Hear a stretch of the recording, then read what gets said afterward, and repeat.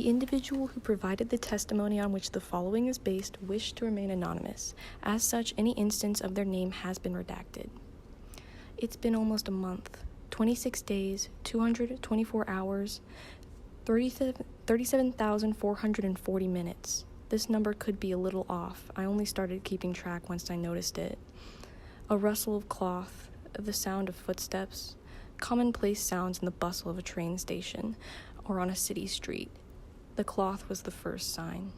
The same swish, swish, swish, never getting louder or softer. For days on end, I heard it. I dismissed it as the sound of my bag rubbing against my jacket, a mundane occurrence, but then, soon after, the nagging feeling in the back of my mind left me searching until I discovered them.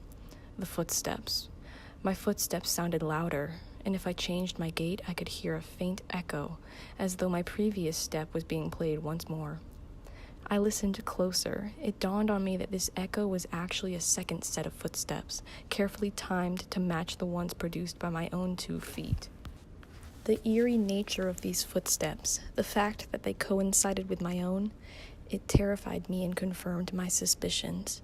I was being followed.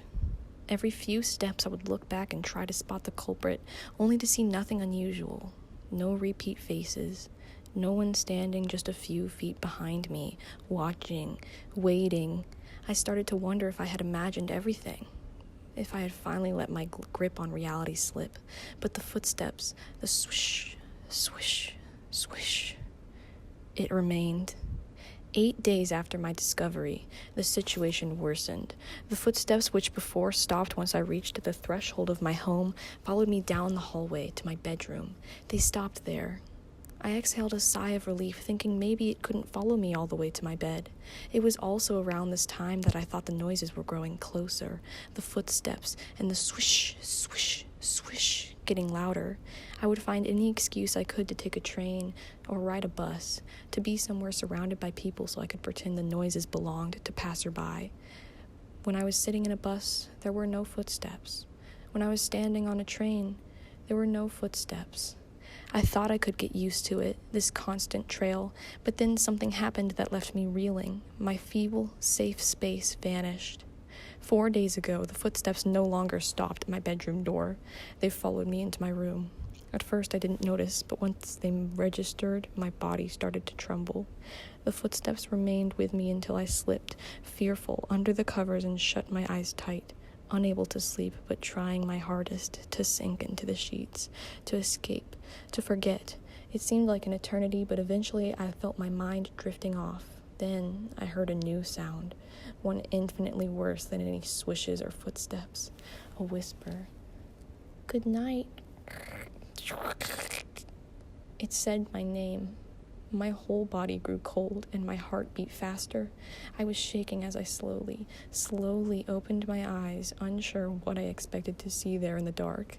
I stared into the blackness of my room for hours, and still I saw nothing, but I could feel it there. I swore I could hear the grin in its voice mocking me. And then, this morning, the footsteps, the swish, the whisper, it was gone. I don't know what changed. I don't know if I should be grateful for the silence or fear that something has happened. Maybe it finally got what it came for.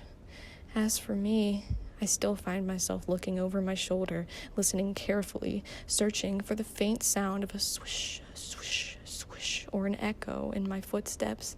But I hear nothing. I hear nothing.